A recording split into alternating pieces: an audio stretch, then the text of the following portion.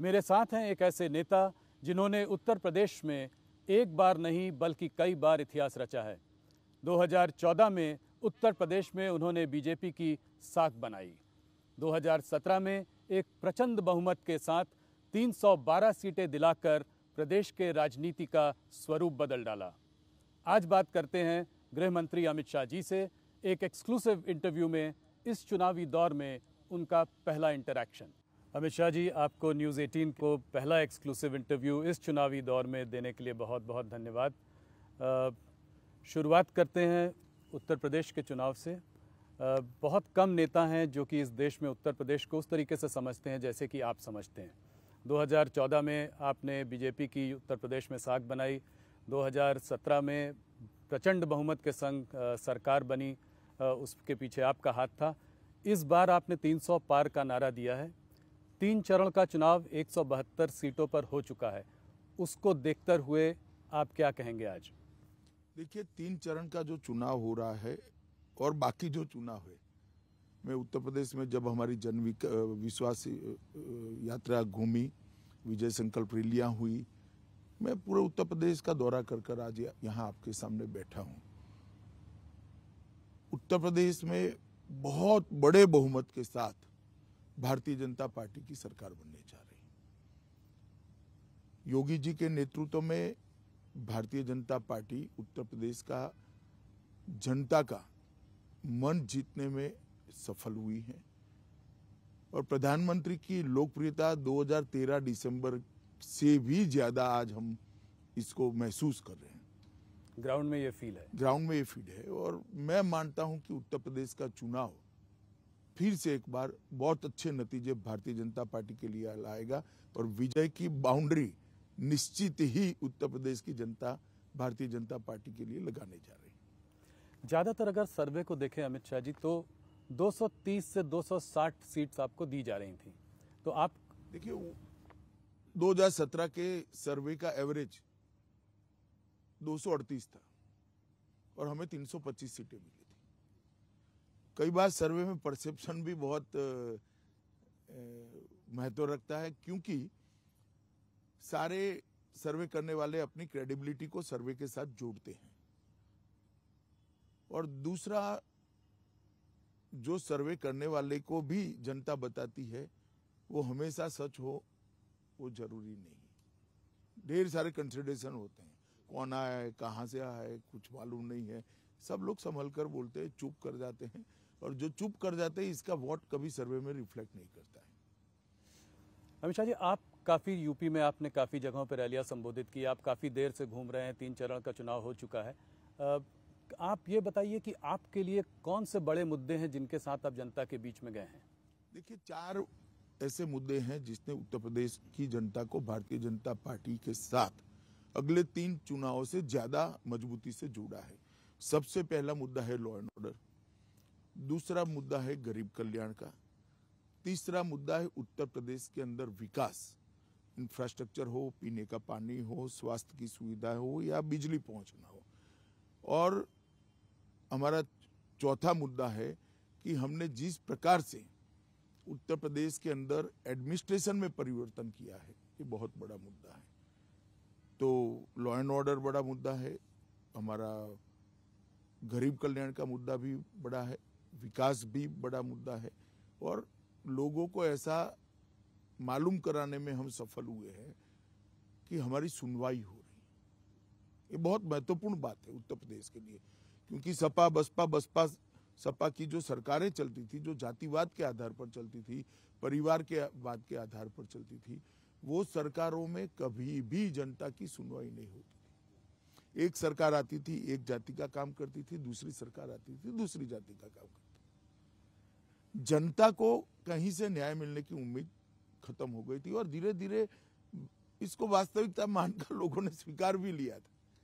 परंतु मोदी जी के नेतृत्व में जो 2014 में परिवर्तन हुआ, उसके बाद एक आशा बनी और ये आशा को फलीभूत होते हुए आज लोग देख रहे हैं। तो सबसे बड़ा मुद्दा आप लॉ एंड ऑर्डर का मानते हैं, सुरक्षा का मानते हैं? मैं उत्तर प्रदेश में लगभग 2013 की मई से लेकर 2000 की काउंटिंग तक कार से हर जिला छोड़ दीजिए, हर ब्लॉक तक लगभग गया हूँ। कोई सोनभद्र के 1-2 ब्लॉक छूट गए हो, हर ब्लॉक तक मैं गया हूँ। मैं आपको बता सकता हूँ, उत्तर प्रदेश के अंदर थाने में जाते ही एफआईआर रजिस्टर हो जाएगा, इसको कल्पना मानी जा सकती। सपा आती थी तो एक धर्म विशेष के लोगों को कुछ भी करने का अधिकार होता था। पश्चिम में किसानों के घर के सामने बैठी हुई बांधी हुई भैंसें छोड़कर ले जाते थे, किसान उफ नहीं कर पाता। हमने स्थिति देखी है। मेरठ से कई सारे लोगों ने दिल्ली में किराए के फ्लैट लेकर बच्चियों को यहां पढ़वाना शुरू किया था, वहां से पलायन हो रहा था। करोड़ों रुपए की लोगों की भूमि गुंडे कब्जा कर बैठ गए थे।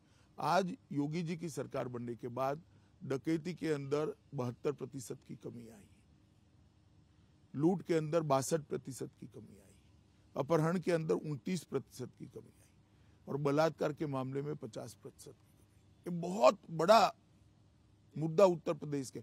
आज एक ही समय ऐसा है जब आजम खान, अतीक अहमद और मुख्तार अंसारी तीनों जेल में। उत्तर प्रदेश की जनता ये सोच नहीं सकती जी कि जो उनको परेशान करने वाले थे बेचारे बनकर आज जेल की रोटियां तोड़ रहे और वो एक चैन की सांस ले रहे। एक भी जिले में कोई बाहुबली नहीं है, एक भी जिले में कोई माफिया नहीं है। हर जनपद में माफिया हुआ करते थे और लगभग 2000 करोड़ की संपत्ति जी सरकारी संपत्ति से, गरीबों की संपत्ति को अलग से 2000 करोड़ की संपत्ति ये माफियाओं ने कब्जाई थी। इसको हमने मुक्त कराने का काम किया। मैं मानता हूं ये बहुत बड़ी उपलब्धि, जनता इसको एक्नॉलेज कर रही है। आज कानपुर शहर में रात को 12 बजे मैंने बच्चियों को स्कूटी पर जाते हुए देखा है, मन को बड़ा संतोष होता है। मैं कुछ दिन पहले की बात करता हूं जी मैं एक होटल में ठहरा था, उसकी खिड़की से रात को 12 साढ़े 12 बजे मैं रोड देख रहा था। कई बच्चियां स्कूटी लेकर कानपुर में रात को 12 बजे अकेली जा रही थी। तो मैं मानता हूं ये बहुत बड़ा मुद्दा है और जनता इसको एक्नॉलेज कर रही है और वोट में कन्वर्ट भी हो रहा है। तो ये लॉ एंड ऑर्डर का मुद्दा बहुत बड़ा है। अभी जो है प्रधानमंत्री ने एक टेररिज्म का मुद्दा उठाया है। आज हरदोई से उन्होंने बोला, अभी अहमदाबाद में ब्लास्ट केस हुए तो उसमें 38 लोगों को फांसी की सजा और करीब 11 लोगों को आजीवन कारावास हुआ है। आज उन्होंने हरदोई से इस बात को उठाया और उन्होंने कहा कि सपा और बासपा के राज में इन टेररिस्ट लोगों को छोड़ दिया जाता था। नहीं 11 ऐसे मामले हैं जी सपा बसपा के राज में जिसमें पोटा और यूएपीए लगाया था, उसको विड्रॉ कर लिया गया, जिसमें संकट मोचन के बम ब्लास्ट से लेके बहुत सारे मामले सेंसिटिव टाइप। आप देश की सुरक्षा के लिए क्या सोच रखते हो, उसका जवाब उत्तर प्रदेश की जनता को सपा बसपा ने देना पड़ेगा। अब आप एक बात समझ लीजिए कि जिन पर पोटा और यूएपीए लगा है या तो आतंकवाद विरोधी कानूने लगे, वो हटाकर केस को हल्का कर आप किसकी मदद करना चाहते हो और क्यों करना चाहते हो? सिर्फ और सिर्फ वोट बैंक के लिए? तो क्या बाकी के लोगों के वोट नहीं है? जो विक्टिम है उनके वोट नहीं है? और ये फील पूरे उत्तर प्रदेश में है और कांग्रेस के शासन में भी ढेर सारे ऐसे मामले आए देश भर में। आज मोदी जी के मुख्यमंत्री रहते आज एक केस इतने कम समय के अंदर, बम ब्लास्ट के सारे केसों का एनालिसिस कर लीजिए, बहुत कम केसों में सजा हुई है और इतनी बड़ी सजा की मात्रा जिसको पुलिस ने एज अ प्रोसिक्यूशन एफिशिएंसी के साथ कोर्ट को कन्विंस किया, कोर्ट ने एविडेंस को अप्रिशिएट करने के बाद सजा दी। तो टेररिज्म के मामले में भी सपा बसपा ये जातिवादी और तुष्टीकरण करने वाली पार्टियों का रवैया लचर रहा है। आप तुष्टीकरण की जब बात करते हैं तो आपका इशारा मुसलमानों और यादवों से है। जब आप योगी जी ने अभी बात की थी कि ये चुनाव जो है 80% और 20% का चुनाव है, तो क्या इसका मतलब मुसलमान वर्सेस हिंदू का चुनाव देख रहे हैं आप? मुझे लगता है इनके बैक ऑफ द माइंड कोई वोट प्राप्त करने वाला वो रहा होगा। मैं नहीं मानता कि हिंदू और यादव इस प्रकार से गिनकर, मुस्लिम और यादव इस प्रकार, कोई वोट प्रतिशत सपा का कितना रहा, क्या रहा, इसके हिसाब से करा होगा मुझे। पर आपको ये नहीं लगता कि चुनाव में पोलराइजेशन हो रहा है? पोलराइजेशन जरूर हो रहा है, गरीब पोलराइज हो रहा है, सलामती फील करने वाले लोग पोलराइज हो रहे हैं। 18-18 योजनाएं 20-20 सालों की एवरेज से लंबित थी सिंचाई की, तो किसान भी पोलराइज हो रहा है। ढेर सारे किसानों को आज किसान कल्याण निधि का पैसा मिल रहा है, 23,000 करोड़ रुपया मिला है, तो वो पोलराइज हो रहे हैं। तो पोलराइजेशन तो मैं ढंग से देख रहा हूँ। पर हिंदू मुसलमान पोलराइजेशन नहीं देख रहे हैं। देखिए, वोट देने की पैटर्न को पोलराइजेशन नाम मत दीजिए। हमारी ओर से हमने कोई कसर नहीं की। जो लाभ प्राप्त करने के लिए जिनका अधिकार था वो सभी को हमने लाभ दिया है, फायदा दिया है, irrespective of caste and community, irrespective of religion. धर्म और जाति को आपने उसमें कभी जरा भी नहीं। प्रधानमंत्री जी की हर योजना में मैं बताता हूं, हमने उत्तर प्रदेश के अंदर 1,67,00,000 माताओं को गैस दिया है। इसमें सब लोग हैं जी, सब लोग हैं। 2,62,00,000 घरों में शौचालय नहीं थे, आप कल्पना कर सकते हैं जी। 2,62,00,000 घरों की माताएं कितनी शर्म हर रोज सुबह महसूस करती हो। आज वो सम्मान के साथ अपने घर में ही जी रही। प्रधानमंत्री मातृवंदना योजना का 40 लाख माताओं को फायदा हुआ है। 1,41,00,000 घर ऐसे थे जिसमें यूपी में आजादी के 70 साल के बाद बिजली का लट्टू भी नहीं था, कनेक्शन ही नहीं था। 1,41,00,000 घरों में बिजली पहुंचाने का काम नरेंद्र मोदी जी ने किया है। 2,68,00,000 एलईडी के लट्टू बांटे गए हैं। गरीब कल्याण अन्न योजना के तहत यूपी के 15 करोड़ गरीबों को 2 साल से प्रति व्यक्ति 5 किलो प्रति माह हम अनाज फ्री ऑफ कॉस्ट दे रहे हैं। इसके अंदर योगी जी ने दलहन को ऐड किया, तेल को ऐड किया, नमक को ऐड किया और एक संपुट बनाकर गरीबों के लिए दिया है। 42 लाख से ज्यादा लोगों को आवास देने का काम हुआ है। 42 लाख ऐसे लोग जी। और हमारा संकल्प पत्र हम लेकर आए हैं कि 2024 तक हम एक भी व्यक्ति ऐसा नहीं रखेंगे जिसके पास घर नहीं होगा। स्वनिधि योजना के तहत लगभग 8,80,000 स्ट्रीट वेंडर को लोन देने का काम भारतीय जनता पार्टी की योगी सरकार ने किया। मोदी जी ने जितनी भी योजनाएं बनाई गरीब कल्याण के लिए, देश भर के लिए बनाई जी, उसको घर घर तक पहुंचाने का काम उत्तर प्रदेश के मुख्यमंत्री योगी आदित्यनाथ ने किया है। आप मुझे बता रहे थे कि योगी आदित्यनाथ जी ने यूपी में जैसा काम किया और स्टेट से कहीं अच्छा है। बहुत अच्छा है। मैं आपसे इसी रिलेटेड सवाल एक पूछना चाहता हूं। मेरे दिमाग, मैंने योगी जी से भी ये सवाल पूछा था कि सबका साथ सबका विकास बात करने वाली पार्टी मोदी जी का ये नारा है, आपका नारा है, योगी जी का नारा है। ये जब टिकट वितरण करती है तो मुसलमानों को टिकट क्यों नहीं देती? भारतीय जनता पार्टी का मुसलमानों से क्या रिश्ता है?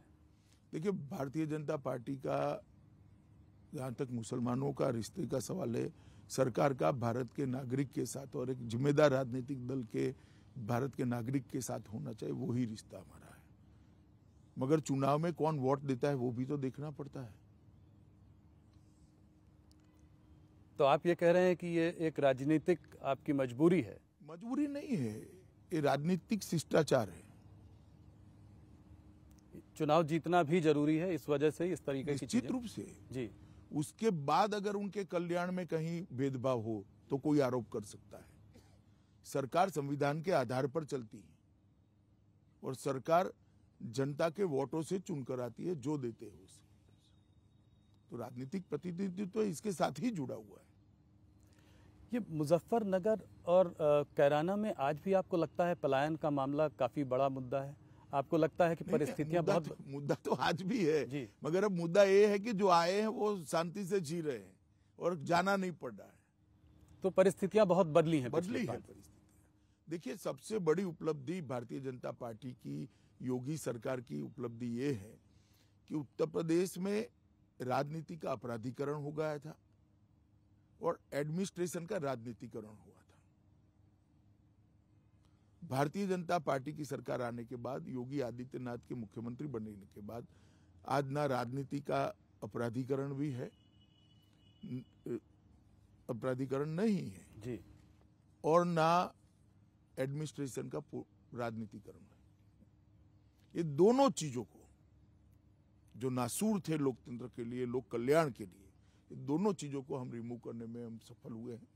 मोदी जी के राष्ट्रीय स्तर पर उद्भव के बाद परिवारवादी, जातिवादी और तुष्टीकरणवादी राजनीति समाप्त हो गई है और उसकी जगह पॉलिटिक्स ऑफ परफॉर्मेंस ने ली। जो परफॉर्म करेगा जनता उसको चुनकर लाएगी। मैं आपको बताता हूं, उत्तर प्रदेश में 15 साल के सपा बसपा के शासन के बाद उत्तर प्रदेश की व्यवस्था 8वें 9वें नंबर पर अर्थव्यवस्था देश में थी। 22 करोड़ का सूबा है, सबसे ज्यादा भूमि है, सबसे ज्यादा आबादी है, मगर अर्थव्यवस्था 8वें 9वें नंबर पर थी।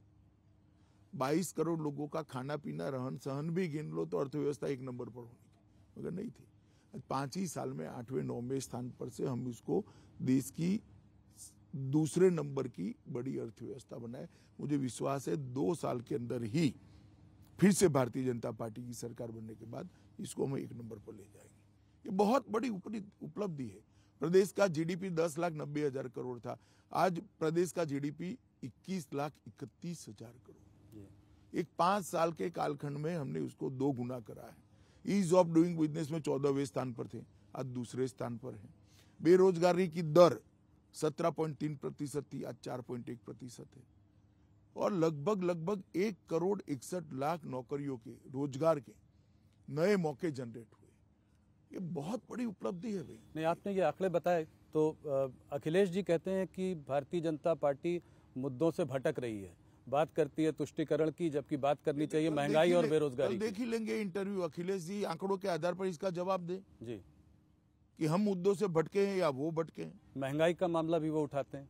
महंगाई का मामला देखिए, कोविड के पास जो परिस्थिति हुई है, इसमें विश्व भर के अंदर महंगाई है, कुछ मात्रा में यहाँ पर भी है, परंतु मोदी जी ने इसको बहुत नियंत्रित करने में सफलता प्राप्त करी और एक टेम्पररी फेज है। मोदी सरकार के 7.5 साल का कालखंड देख लीजिए, 6 साल तक महंगाई को हमने नियंत्रित कर रखा है। कोविड के आने के बाद वैश्विक स्थिति जो हुई है विश्व के बाजारों की, आज कोई भी चीज विश्व से आती है वो इतनी महंगी होकर आती है, इसका रिफ्लेक्शन यहाँ पड़ता ही है, परंतु ये टेम्पररी फेज है। एक और मुद्दा जो इस चुनाव में कर्नाटका से होते हुए हमारे पास आ गया है वो है हिजाब का मुद्दा। क्या आप मानते हैं कि मुसलमान लड़कियों के लिए ये हिजाब का मुद्दा जायज़ मुद्दा है? क्या रिलीजियस राइट्स जो हैं वो इंस्टीट्यूशंस में, मतलब स्कूल्स में, इंस्टीट्यूशंस में इनका एक प्राथमिकता होनी चाहिए, वो ओवरराइड कर सकती हैं? देखिए, मेरा व्यक्तिगत मानना है जी कि स्कूल के ड्रेस कोड को सभी धर्म के लोगों ने अपनाना चाहिए और मामला अब कोर्ट में है, कोर्ट ने अभी स्टे दिया है, कोर्ट सुनवाई कर रही है, अदालत का जो फैसला है वो सबने मानना चाहिए। देश को अल्टीमेटली संविधान के आधार पर चलाना चाहते हैं या विम्स के आधार पर चलाना, वो तय करना पड़ेगा। मेरी व्यक्तिगत मान्यता तब तक ही रहती है जब अदालत फैसला नहीं करती। एक बार अदालत फैसला करती है तो फिर मुझे भी इसको स्वीकार करना चाहिए, सबने इसको स्वीकार। परंतु मैं व्यक्तिगत रूप से मानता हूं कि स्कूल के ड्रेस कोड और स्कूल के यूनिफॉर्म के हिसाब से ही सभी बच्चों ने उसको धर्म से ऊपर रखना चाहिए। मगर एक चीज और है कि आपको क्या इसमें कोई साजिश दिखाई देती है? कैंपस फ्रंट ऑफ इंडिया के लोग इस पे सक्रिय हैं, कोई ढेर सारे लोग सक्रिय हैं, मगर मैं इतना बताता हूं जी कि इनकी मंशा सफल नहीं होगी। कोर्ट का जजमेंट आने के बाद देश की जनता इसको स्वीकार करेगी। थोड़ी सी बात यूपी की राजनीति की और करना चाहूँगा। आपने जब शुरुआत की कैंपेन में यूपी के पहले 3 चरणों के पहले जब आप मैदान में आए तो आपने जयंत चौधरी की तरफ जो है बहुत डोरे डाले, दाने डाले और कहा कि वो आदमी तो अच्छे हैं मगर गलत पार्टी में है, गलत गठबंधन में है। क्या आज भी आप ये बात कहेंगे? आपके पास कोई रिकॉर्डिंग है इसकी? अच्छा, मैंने तो ये, आपने ये नहीं कहा तो आपने क्या कहा फिर? मैंने ऐसा भी नहीं कहा, मैंने नहीं कहा जी। हवा में से बातें मीडिया ने नहीं उठानी चाहिए, इतना ही। अब पैक हो गया है चुनाव, भारतीय जनता पार्टी पूर्ण बहुमत से जीतने जा रही है। मैंने इतना ही कहा था, वो गलत जगह पे चले गए। गलत जगह। पोस्ट पोल अलायंस का कोई उनसे मैंने ऐसी कोई बात कभी नहीं, मैं अभी पूछ रहा हूँ कि कुछ रास्ते खुले हुए हैं। Question does not arise. हम बहुत बड़े मार्जिन के साथ, प्रचंड बहुमत के साथ सरकार बनाने जाए, पोस्ट पोल अलायंस किस चीज के लिए? हमारा प्री पोल अलायंस है 2 पार्टियों के साथ जी, और हमारी परंपरा है कि हम बहुमत स्वतंत्र रूप से भी पाते हैं तो एनडीए के साथ ही हमारी सरकार में होते हैं और हमें किसी की जरूरत ही नहीं पड़ने वाली। हम पूर्ण बहुमत के साथ, प्रचंड बहुमत के साथ जीतने वाले हैं। कुछ लोग जो आपको छोड़कर गए, 3 मंत्री और कुछ एमएलए, उन लोगों ने इस चुनाव को दूसरा कलर देने की कोशिश की। उन्होंने कहा ये चुनाव 80-20 नहीं 85% वर्सेस 15% का है, बैकवर्ड वर्सेस फॉरवर्ड। ये चुनाव में 100% मतदाताओं का महत्व है जी, परंतु मैं मानता हूं कि जो छवि बनाई जा रही थी कि पिछड़ा समाज में बिखराव है, मैं 3 चरण में घूमकर आ रहा हूं। मैं बताता हूं, मोदी जी की गरीब कल्याण योजनाओं ने ये चुनाव का पूरा चित्र बदल दिया है। तो आप कह रहे हैं लॉ एंड ऑर्डर के अलावा ये बहुत बड़ा मुद्दा रहा है। दोनों मुद्दे, लाभार्थी आपके दोनों, हमारे लाभार्थियों का जो स्केल है जी, वो चुनाव को बदलने के लिए बहुत महत्वपूर्ण है और स्पष्ट दिखाई पड़ता है। 70 साल तक मेरे घर में किसी ने कोई सुविधा नहीं बढ़ाई, मोदी जी ने 5 लाख का कार्ड भी दे दिया, जिससे 5 लाख तक का सारा खर्चा, मेरे हेल्थ का बिल आज भारत सरकार चुका रही। ये बहुत बड़ी बात है भाई। तो आप कह रहे हैं कि चुनाव धर्म और जात से ऊपर उठ सकता है इस बार? उठा हुआ ही है। तो फिर धर्म और जात की इतनी बात क्यों हो रही है? हर भाषण में धर्म और हर बात। एक ट्रेडिशन पड़ी थी कांग्रेस के जमाने से, सपा बसपा ने उसको और गहराया, कुछ बार सफल भी हुए थे पास्ट में जी। मगर अब मुझे लगता है धीरे धीरे ये कम होता जा रहा है। अगर थोड़ा सा आंकड़ों पे एक नज़र डालें तो आप जब पिछले चुनाव में 40% से ज़्यादा वोट आपको मिले थे, बाकी बीएसपी और एसपी को कुछ 22 के आसपास दोनों को वोट शेयर था। अगर इस बार अगर आप देखें तो मुसलमान का ऐसा लगता है कि बाइपोलर कॉन्टेस्ट है, 2 ही मतलब मुसलमान कंसोलिडेट होगा समाजवादी पार्टी के साथ, साथ में उनके संग यादव भी हैं, कुछ और जातियां भी जुड़ रही हैं जैसे राजभर हो गए, जाट भी शायद थोड़ा बहुत इधर उधर छिटक सकते हैं। तो अगर आप इस पूरे समीकरण को देखें तो कुछ चित्र बदलता हुआ दिखाई देता है। देखिए मैं तो मानता हूँ हर चुनाव अलग होता है, हर चुनाव के डायनेमिक्स और इसकी गिनतियां भी अलग होती है, परंतु आप जो कह रहे हैं तो मैं इससे बाद वाले एक चुनाव में कह रहा हूँ आपको। आप 17 का चुनाव दे, मैं 19 का चुनाव में चारों पार्टियां साथ में थी, क्या हुआ? हम 65 सीट जीत कर आ गए और 287 असेंबली में हमारा विजय हुआ जी। मैं 65 लोकसभा कह रहा हूं, उसको अगर असेंबली के सांचे में ढाल देते तो 287 असेंबलियों में विजय हुआ। आप अगर 17 का उदाहरण देते हैं तो 17 में तो 2 ही पार्टियां थी, कांग्रेस और सपा। 19 में सपा, बसपा, कांग्रेस और आरएलडी चारों इकट्ठा हुए थे जी। हम 287 असेंबली सीटों पर जीते थे, 65 लोकसभा जीते थे। पॉलिटिक्स ऐसे नहीं चलती, 1+1 2 नहीं होता, कई बार 11 भी हो जाता है जी। पर कहते हैं कि जो स्टेट का इलेक्शन अलग तरीके से लड़ा जाता है, सेंटर का इस तरीके से आप जातियों को जोड़कर स्टेट का नंबर नहीं निकाल सकते। नहीं, देखिए 2014, 17, 19 उत्तर प्रदेश की जनता ने एक ही रास्ते पर नरेंद्र मोदी जी के नेतृत्व का थप्पा लगाने का काम करा है और मुझे पूरा भरोसा है कि 22 में भी मोदी जी के नेतृत्व में हम प्रचंड बहुमत के साथ जुड़कर आएंगे और इसके साथ मोदी जी के साथ साथ इस बार योगी जी ने जो काम किया है वो भी हमारी बड़ी पूंजी बनी हुई। मायावती को आप किस तरीके से देखते हैं? बीएसपी को इस चुनाव में आप कैसे देखते हैं? ज्यादा सुनाई नहीं पड़ रही है, ज्यादा हाई प्रोफाइल कैंपेन नहीं है। देखिएगा बीएसपी ने अपनी रिलेवेंसी बनाई हुई है। आप कह रहे हैं कि वोट आएंगे? मैं मानता हूं वोट आएंगे और सीट्स भी आएंगी। सीट्स में कितना कन्वर्ट होगा वो मालूम नहीं, मगर वोट जरूर आएंगे। तो जाटव वोट जो उनका जो वोट बैंक है वो नहीं खसकेगा, वो उनके साथ रहेगा और कोई वोट बैंक भी जुड़ेगा। मुसलमान भी काफी बड़ी मात्रा में जुड़ रहेगा। मुसलमान बीएसपी को भी काफी बड़ी मात्रा में वोट देंगे, काफी सीटों पे। तो उससे जो है उसका फायदा आपको मिलेगा, क्योंकि एसपी और बीएसपी। देखिए फायदा नुकसान ऐसे नहीं होता है, वो सीट स्पेसिफिक होता है। इस प्रकार का आकलन नहीं लग सकता पॉलिटिक्स में, परंतु बीएसपी की रिलेवेंसी खत्म हुई है, वो बात ठीक नहीं है।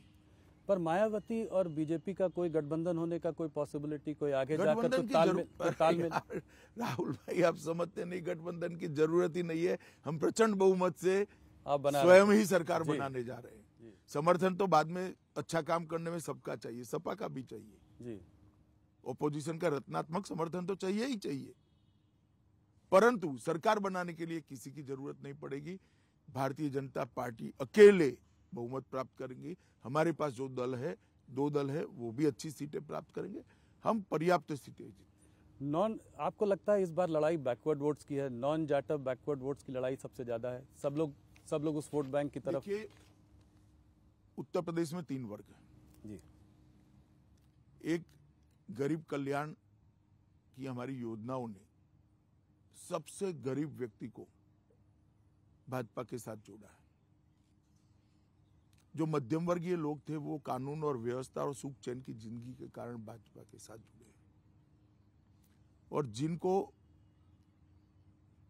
एक अच्छा खासा, जिन्होंने जीवन में सफलता प्राप्त की है, आर्थिक स्थिति भी अच्छी है, ये सारा वर्ग उत्तर प्रदेश के विकास और इंडस्ट्रियल डेवलपमेंट जो हो रहा है, इसके कारण हमारे साथ। मैं किसानों की पहले एक बात कर लूं, लगभग 86 लाख किसानों का हमने ऋण माफी किया था और 35,000 करोड़ का ऋण माफ किया था। लगभग आप 435 लाख मैट्रिक टन खाद्यान्न हमने खरीदा है, किसानों से खरीदा है, और 80,000 करोड़ का भुगतान डायरेक्ट उसके बैंक अकाउंट में किया है।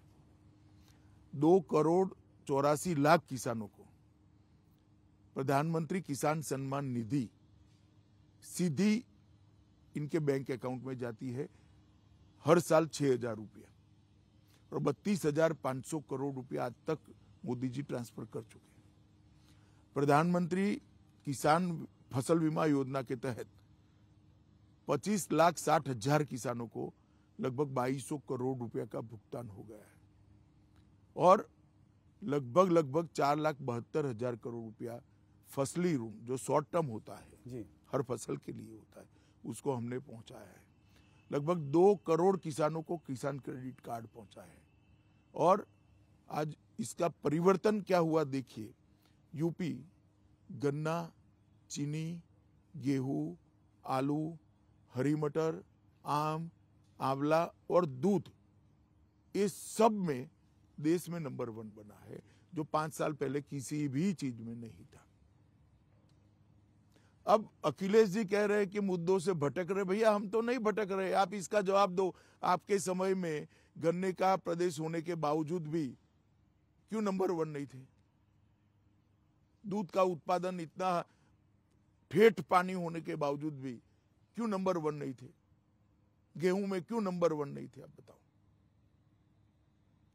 क्योंकि आपने परफॉर्म नहीं किया था, और हमने ढेर सारा गेहूं, दलहन, चावल, सब चीज में उत्पादन को बढ़ाया है, और बहुत बड़ा भुगतान भी किसानों को किया। फार्मर एजिटेशन की वजह से उनके अंदर कोई रोष नहीं है? देखिए, एक परसेप्शन बनाने का जरूर प्रयास किया गया, मगर सफल नहीं हुए। किसान हमारे साथ है। ब्राह्मण वोट बैंक की अगर बात करें तो इस बार ब्राह्मण वोट अखिलेश जी काफी जोरों में उनको वो करने की कोशिश कर रहे हैं, कह रहे हैं परशुराम जयंती भी हम मनाएंगे जब हम लोग आ जाएंगे। इस पर आप क्या देखते हैं? मैं इसको कहता हूं मुद्दों से भटकना। अब कह रहे हैं कि अखिलेश जी मुद्दों से भटक रहे हैं। भाई, जातिवाद की बात करना मुद्दों से भटकना ही तो हुआ। हम तो गरीब की बात कर रहे हैं, हम शहरी वोटर की बात कर रहे हैं, मध्यम वर्ग की बात कर रहे हैं। हमने तो जाति की बात नहीं करी कभी। इस चुनाव में आप ओवैसी फैक्टर को कितना बड़ा मानते हैं? उन्होंने बिहार में काफी डेंट किया। देखिए, ओवैसी जी देश भर में दौरा करते हैं, अपना विचार रखते हैं। इस बार उनके काफिले पर गोली भी चल ज्यादातर गई। माइनॉरिटी को एड्रेस करते हैं वो जी, और उनको वोट भी मिलता है हर बार। बिहार में मिला था पर बंगाल में नहीं मिला। हाँ, मतलब हर चुनाव में ऐसा होना संभव नहीं है, मगर एक आकर्षण का केंद्र तो युवाओं में बने हो। और उनके ऊपर हमला भी हुआ था। हमला भी हुआ है जी, आप लोगों की लॉ एंड ऑर्डर सिचुएशन वहाँ अच्छी है, मगर उन पर हमला हुआ। देखिए, इंडिविजुअल घटना को लॉ एंड ऑर्डर के साथ मत जोड़िए। लॉ एंड ऑर्डर का मामला तब बनता है क्योंकि ओवैसी पर हमला हुआ है और हम किसी को न पकड़े तो 2 ही घंटों में दोनों लोगों को पकड़कर कानून के हवाले करने का काम भारतीय जनता पार्टी की सरकार ने किया है। और हमने जरा भी सिक्योरिटी असेसमेंट की मीटिंग 3 ही घंटे में हमने कराई और 8 ही घंटे में निर्णय कर उनको जेड सिक्योरिटी ऑफर करी। हालांकि उन्होंने नहीं ली वो अलग बात है, परंतु हमने हमारी ओर से कोई कसर नहीं छोड़ी है। योगी जी कह रहे थे कि अपने स्टेटमेंट्स पर भी आपको थोड़ा सा लगाम रखनी चाहिए, काबू रखना चाहिए। बोलते रहते हैं योगी कब तक रहेंगे, मोदी कब तक रहेंगे, कब तक बचाएंगे, जब चले जाएंगे तो हम देख लेंगे। चलिए, ये तो सबका अपना अपना विचार होता है, मगर मैं मानता हूँ कि सुरक्षा हर एक व्यक्ति को मिलनी चाहिए और हमने इनको जेड सिक्योरिटी ऑफर करी। और आपको ये भी लगता है कि आकर्षण है उनका आज यूपी में? हाँ, मुस्लिम युवाओं में आकर्षण है ही है। तो वहां पे वो वोट काट सकते हैं मुसलमान। क्या होगा वो तो डिब्बे खुलेंगे तब का मालूम पड़ेगा। प्रियंका गांधी और कांग्रेस को आप कैसे देखते हैं इस चुनाव में? उन्होंने आकर महिलाओं के लिए आरक्षण की बात करी, कहा लड़की हूं, लड़ सकती हूं। तो आप कांग्रेस को इस चुनाव में कैसे देख रहे हैं? उनका 6% वोट शेयर था इस बार। एक बड़े राज्य में चुनाव अभी रिसेंट पास्ट में हुआ, वो कलकत्ते में हुआ जी, जहाँ 0 सीटें आई। तो आप कह रहे हैं 0 सीट? ऐसा मैं नहीं कहता, मैं एक इंगित करता हूँ कि कांग्रेस का भविष्य क्या है। उनके पंजाब के मुख्यमंत्री चन्नी जी ने तंज कसा और प्रियंका जी उनके साथ थी, कहा कि किसी भैया को हम यहाँ नहीं आने देंगे सरकार बनाने के लिए। देखिए, कांग्रेस की आदत है जी, हर जगह अलग अलग बात करना, मगर मैं मानता हूँ कि इस प्रकार का स्टेटमेंट स्वस्थ समाज के लिए ठीक नहीं है। पूरा एक देश है, जिसको गुजरात आना है वो गुजरात आ सकता है, यूपी आना है वो यूपी आ सकता है, रोजी रोटी के लिए, अपने कैरियर के लिए जिसको पंजाब जाना है वो पंजाब जा सकता है। मैं इसको नहीं घुसने दूंगा, मुझे इसको नहीं घुसने दूंगा, और इसके आधार पर चुनाव की राजनीति करना, कम से कम मैं इसको ठीक नहीं मानता। और प्रियंका की जी स्वयं मंच पर थी और आनंद व्यक्त कर रही थी, और यूपी में जाकर वो कह रही है कि हम यूपी के सम्मान की बात कर रहे हैं। मैंने तो इतना बड़ा कॉन्ट्राडिक्शन 2 दिन में देखा ही नहीं है। दूसरे दिन यूपी में जाकर कहती है हम तो यूपी का गौरव बढ़ाने आए। मैं आपके बहुत सारे रैलीज से आपके भाषण सुन रहा था। आप बालाकोट की बात अक्सर किया करते हैं। आप कहते हैं कि मोदी जी के आने के बाद देश सशक्त हुआ है, हम लोगों ने हमने मुंह तोड़ जवाब दिया पाकिस्तान को। राहुल गांधी जी ने इधर बीच पार्लियामेंट में ये कहा कि चाइना, आप लोगों की वजह से चाइना और पाकिस्तान साथ में आ गए हैं और ये हमारे लिए एक बहुत बड़ा डेंजर है। क्या कहेंगे आप? राहुल गांधी जी को देश का इतिहास मालूम नहीं। 62 में क्या हुआ था और किसकी गलती के कारण हुआ था। चाइना ने जितने भी चैलेंज खड़े किए, हर चैलेंज का मुंह तोड़ जवाब नरेंद्र मोदी जी की सरकार ने, देश के प्रधानमंत्री ने दिया है। चाहे गलवान घाटी का हो जी, चाहे पूर्व में हो, हर जगह पे भारत ने अपना स्टैंड मजबूत रखा है। भारत की सीमा और भारत के सार्वभौमत्व को मोदी जी ने अक्षुण्ण रखा है। मगर पड़ोसी के साथ इस प्रकार की भाषा मैं नहीं मानता कोई जिम्मेदार राजनेता ने बोलनी चाहिए। और मैं छोटी सी बात राहुल गांधी जी को पूछना चाहता हूं, आप पार्लियामेंट में तो ऐसा भाषण कर रहे हैं, मगर विदेश विभाग के सारे प्रोटोकॉल तोड़कर चाइनीज डेलीगेशन को मिलकर क्या गुफ्तगू करते हैं। अब इस प्रकार से वक्तव्य सुनते हैं तब लगता है कि कहीं ना कहीं एक संजीदा पॉलिटिक्स, जिसको कहते हैं गंभीर प्रकार की राजनीति की अभाव और एक प्रकार से रिक्तता खड़ी होती जा रही है। आपने योगी जी की बहुत प्रशंसा की। योगी जी मुख्यमंत्री हैं, आपके पार्टी का उत्तर प्रदेश में चेहरा है।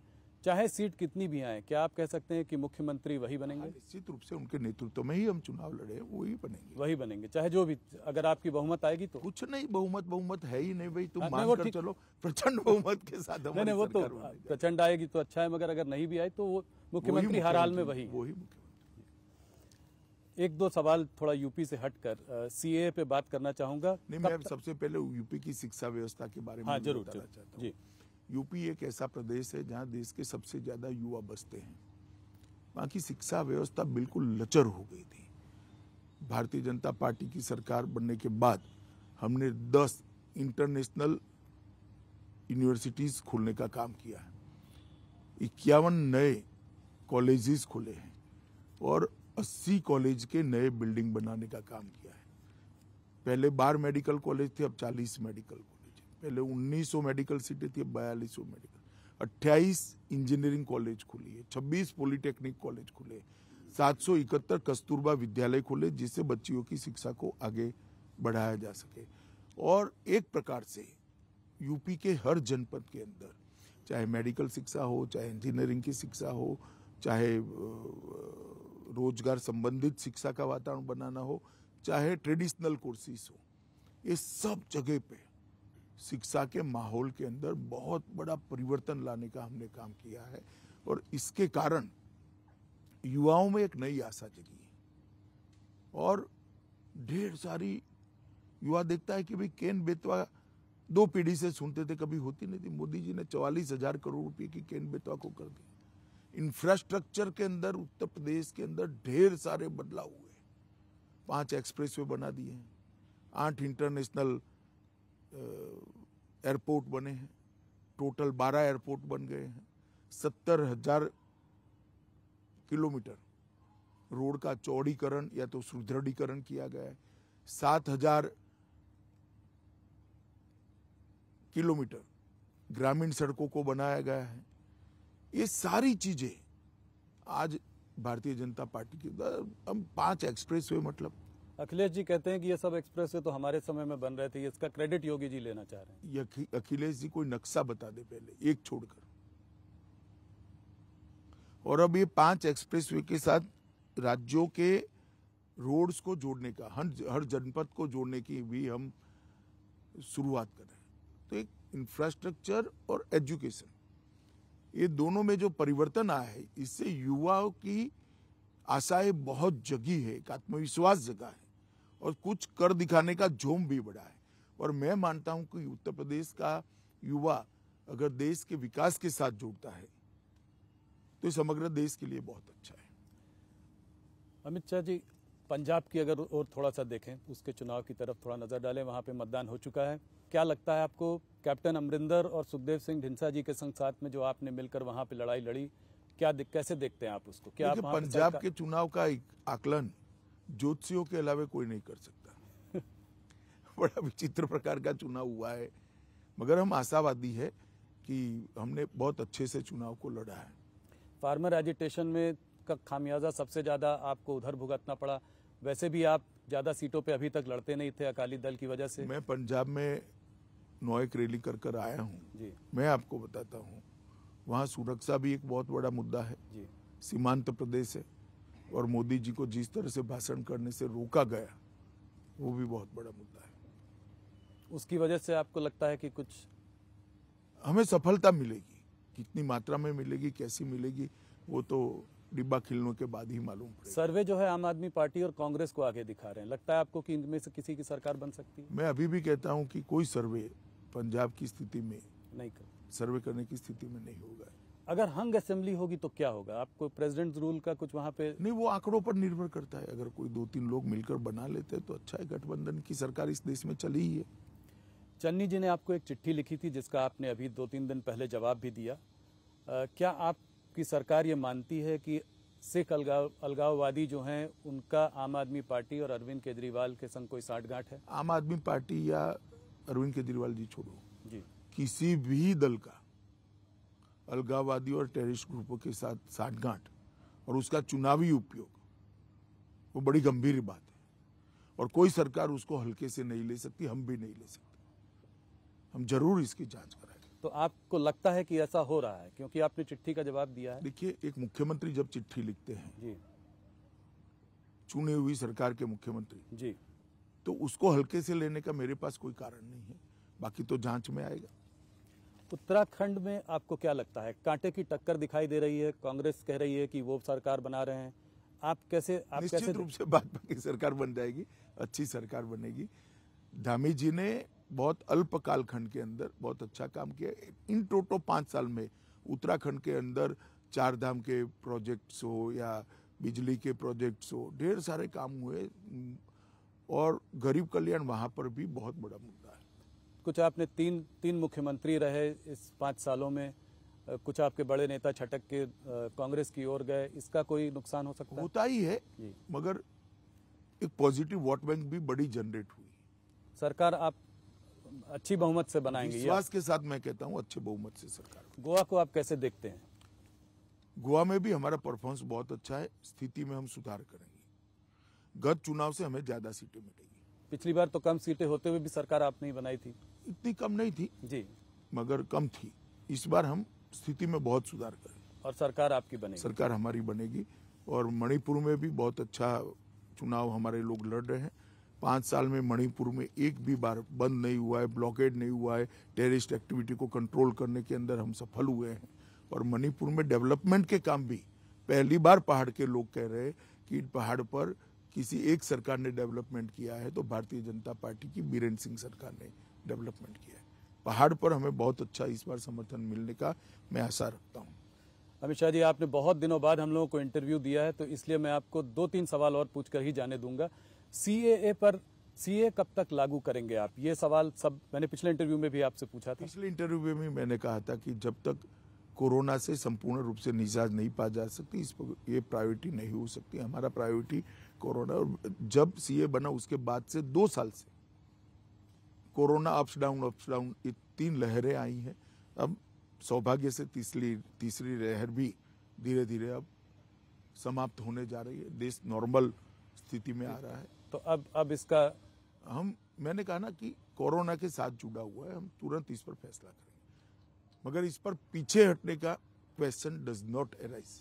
इस चुनाव में यूनिफॉर्म सिविल कोड का भी मुद्दा उठ गया। आप लोगों ने उत्तराखंड के चुनाव के 2-3 दिन पहले ही आप लोगों ने इस मुद्दे को उठाया, तो क्या आपकी सरकार इसको आगे बढ़ाएगी? देखिए, उत्तराखंड के मुख्यमंत्री जी ने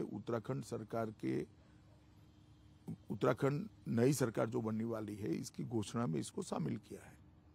अंत में जी उन्होंने एक प्रेस कॉन्फ्रेंस कर, तो मैं मानता हूं कि उत्तराखंड में ये हमारी सरकार बनने के बाद हम इसको करें। पर ये देश भर में लागू होगा?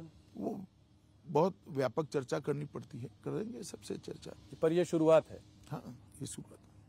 मैंने ये भी आपसे पिछली बार पूछा था, एक बार और पूछूंगा कि कश्मीर की जनता कब उम्मीद कर सकती है कि वहां चुनाव होगा?